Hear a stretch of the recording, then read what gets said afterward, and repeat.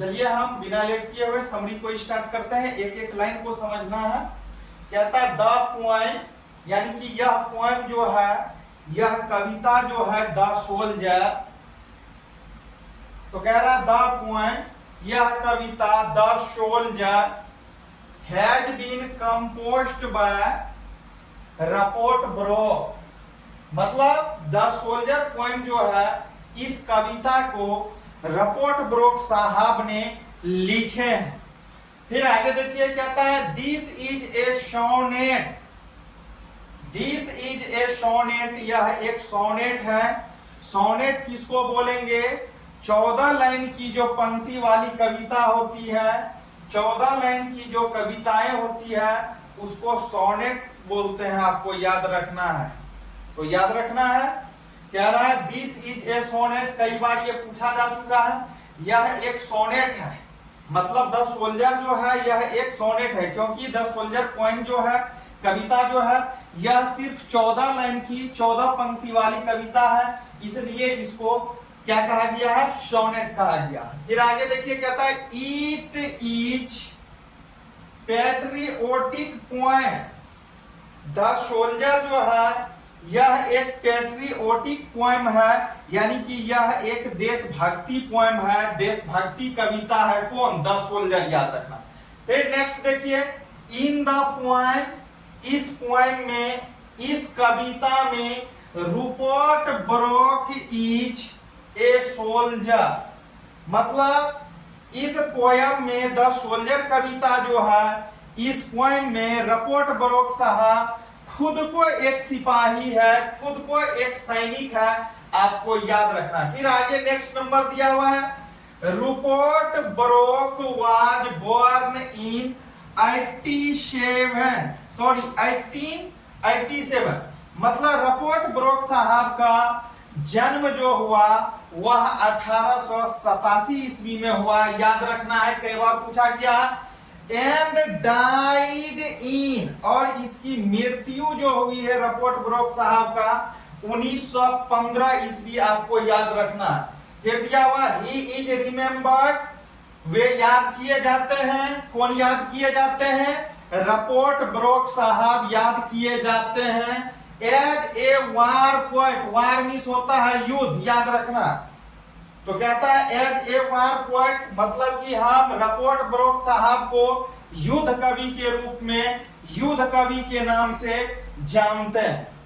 फिर दिया हुआ है ब्रोक इन स्पिरिट, मतलब रपोर्ट ब्रोक साहब जो हैं, द सोल्जर के राइटर्स जो हैं, कह रहे हैं ब्रोक इन स्पिरिट, मतलब रपोर्ट ब्रोक साहब प्रभावित होते हैं। किस चीज से प्रभावित होते हैं? प्रेरित होते हैं patriotism in the early phase of the first world war.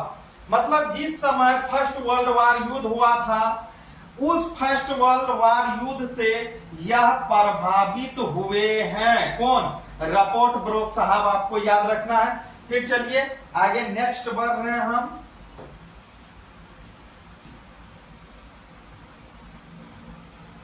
फिर आगे दिया हुआ है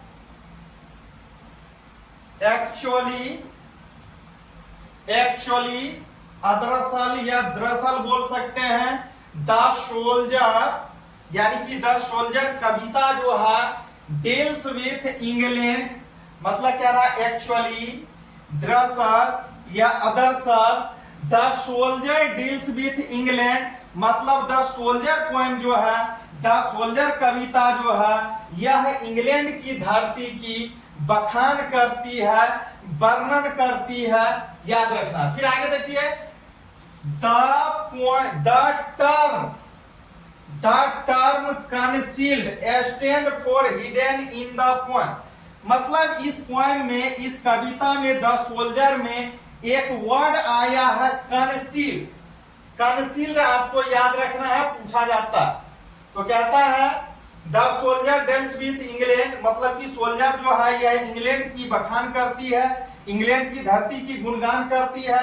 फिर आगे दिया हुआ the term concealed stand stands for hidden in the poem, मतलब इस कविता में एक स्टैंड वर्ड आया है जिसको क्या किया गया है, हिडन कर दिया गया है, छिपा दिया गया है, याद रखना।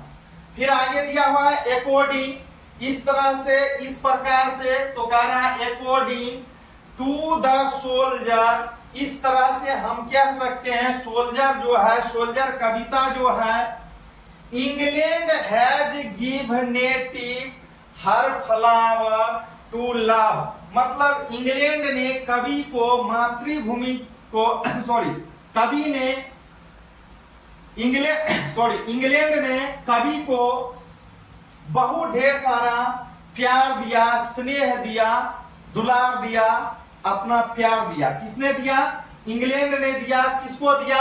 कवि महोदय को दिया। तो वही कहता है the soldier England has given her native her flower to love. आगे दिया हुआ द पोएम, मतलब यह पोएम जो है द सोल्जर कविता जो है वाज कंपोज्ड इन 1914, मतलब कह रहा है द पोएम वाज कंपोज्ड, यानी कि यह कविता जो है द सोल्जर यह बन करके तैयार हुआ। कब हुआ? इन 1914 1914 ईस्वी में, डूरिंग फर्स्ट वर्ल्ड वार, मतलब जिस समय प्रथम विश्व युद्ध के दौरान द सोल्जर कविता जो है इसको प्रकाशित किया गया। फिर आगे दिया हुआ है and Rupert Brooke belonged to 20th century. पूछता है ये क्वेश्चन, कई बार पूछा गया है कि रपोर्ट ब्रोक साहब जो है वह किस सदी से बिलोंग करते हैं। तो रपोर्ट ब्रोक साहब जो है वह 20वीं सदी से बिलोंग करते हैं। ये आपको याद रखना है और याद रखनी है। चलिए फिर आगे देखते हैं, चैप्टर आगे क्या कह रहा।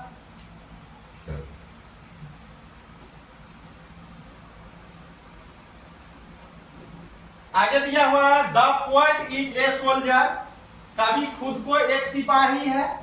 The poet is a soldier, the poet is a soldier, कवि खुद को एक सिपाही है, खुद को एक सैनिक है। एंड गोज टू फॉरगेन, और कहां चले जाते हैं? फॉरगेन चले जाते हैं। फॉरगेन अदर कंट्री है, विदेश है। तो कहता है and goes to foreign, foreign चले जाते हैं। To fight for his country, fight means लड़ाई, युद्ध, युद्ध करने के लिए, लड़ाई करने के लिए चले जाते हैं। कहां चले जाते हैं? फॉरगेन, फॉर हिज कंट्री, अपने कंट्री के लिए, ये अदर कंट्री युद्ध करने के लिए चले जाते हैं।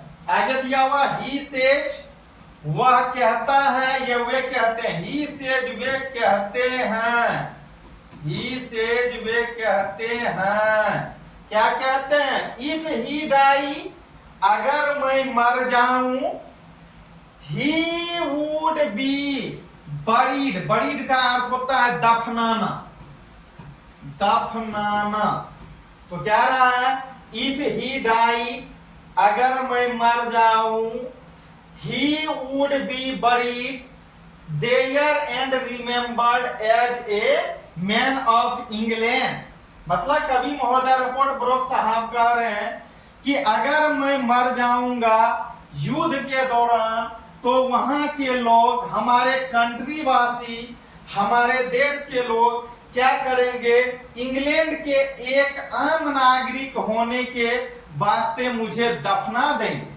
फिर आगे दिया हुआ ही थैंक्स, ही थैंक्स, वे धन्यवाद देते हैं his country for saving his life and nursing him, कहता है हिज कंट्री, सॉरी कहता है ही थैंक्स, वे धन्यवाद देते हैं his country for saving his life and nursing him, मतलब कवि महोदय धन्यवाद देते हैं अपने धरती को, अपने भूमि को, अपने कंट्री को, कि उन्होंने अपने जिंदगी को, जीवन को यहाँ पे सेव किया, बचाया। कहता है आगे ही थैंक्स, ही थैंक्स, यहाँ है, सॉरी यहाँ है ही थिंक्स, थैंक्स था, यहाँ ही थिंक्स, थिंक्स मीन्स लगता है, ही थिंक्स, उन्हें लगता है, इफ ही डाई, अगर मैं मर जाऊं इन वॉर, युद्ध के दौरान, all his sins will be finished and his heart will get pure। मतलब कवि महोदय को ऐसा लगता है कि अगर युद्ध होते रहे, अगर युद्ध होते रहे, उस युद्ध के दौरान मैं अगर युद्ध भूमि में, रणभूमि में मर जाता हूं तो मेरा जो भी सिंस है, सिंस मीन्स होता है पाप, मेरा जो भी सिंस है, मेरा जो भी पाप है, वह क्या हो जाएगा, धूल मिल जाएगा, और मेरा हार्ट जो है, हृदय जो है, वह क्या हो जाएगा, प्योर हो जाएगा, मतलब स्वच्छ हो जाएगा। चलिए फिर आगे देख लेते हैं।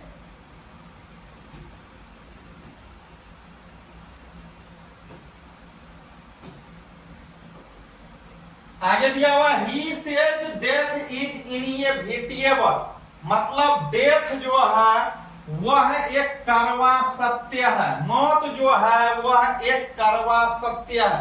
तो वही कहता है ही सेज, वे कहते हैं डेथ यानी कि मृत्यु जो है is inevitable and he is not afraid of death. कहता है कवि महोदय ही सेज, वे कहते हैं डेथ इज इनएविटेबल, मतलब मौत जो है वह एक कड़वा सत्य है, and he is not afraid of death, इसलिए कवि महोदय को मृत्यु से कोई डर नहीं लगता है, कोई भय नहीं लगता है, क्योंकि मृत्यु जो है वह एक कड़वा सत्य है, जो जन्म लिया है उसको एक ना एक रोज मरना है, इसलिए कवि महोदय को कहीं से भी मृत्यु का कोई भय नहीं है, कोई डर नहीं है। तो चलिए आगे। द वर्ड आया है इटर्नल, मीन्स एक वर्ड आया है इस कविता में, द सोल्जर में, इटर्नल। इटर्नल पूछता है इटर्नल वर्ड का अर्थ क्या होता है इस कविता के अनुसार। तो इस कविता में जो आया कह रहा है the word eternal means for ever, मतलब द सोल्जर में एक वर्ड आया है इटर्नल। इटर्नल वर्ड का जो यूज हुआ है वह फॉर एवर के तौर पे हुआ है। इटर्नल का मीन्स फॉर एवर। अब फॉर एवर का हिंदी जानेंगे तो होता है सदा सदा के लिए, हमेशा हमेशा के लिए। तो कह रहा the word eternal means for ever and dust stand for soldier. और एक वर्ड आया है डस्ट, डस्ट वर्ड का भी यूज हुआ है द सोल्जर कविता में। डस्ट का यूज किसके लिए हुआ है, डस्ट मीन्स होता है धूल, कण, मिट्टी भी बोल सकते हैं। तो dust stand for soldier, soldier के लिए, सिपाही के लिए डस्ट का यूज हुआ है, क्योंकि कवि जो होते हैं वह धूल, कण, मिट्टी हर जगह हर समय युद्ध करने के लिए तत्पर कर रहते हैं, लड़ाई करने के लिए, अपने देश के रक्षा के लिए वह हमेशा तैयार रहते हैं। फिर आगे दिया हुआ द पोएट यूज्ड इंग्लैंड, मतलब कवि महोदय जो है वह इंग्लैंड वर्ड को याद करता है, इंग्लैंड को स्मरण करता है 4 टाइम्स। 4 टाइम्स का अर्थ हुआ 4 बार, 4 बार इंग्लिश को याद करता है। पूछता है क्वेश्चन कि कवि महोदय जो है वह कितने टाइम्स अपने मातृभूमि को, इंग्लैंड को याद किए हैं द सोल्जर में, तो 4 times, 4 bar. And English, English को 2 टाइम्स यानी कि 2 बार इंग्लिश वर्ड का यूज किया है। दैट सो मीन्स होता है दिखाना, दैट शो हिज पैट्रियोटिक, मतलब कवि महोदय अपने देश को, अपने कंट्री को 4 बार याद करते हैं, और इंग्लिश जो है उसको 2 टाइम्स याद करता है।